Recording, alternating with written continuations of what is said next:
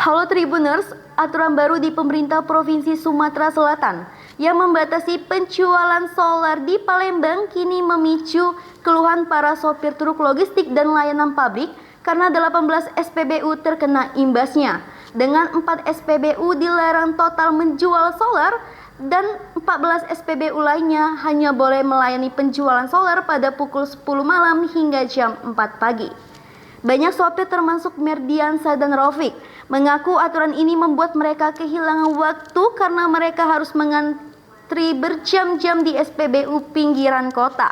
Bahkan mereka terpaksa membeli solar eceran yang lebih mahal karena stok di SPBU cepat habis. Beberapa sopir juga menilai kebijakan ini justru menyulitkan mereka dan berharap pemerintah meninjau kembali aturan tersebut. Saya Tasya Dinda Putri dari Generasi Young Jurnalis melaporkan. Saksikan Saksi Kata hanya di YouTube Sri Poku TV.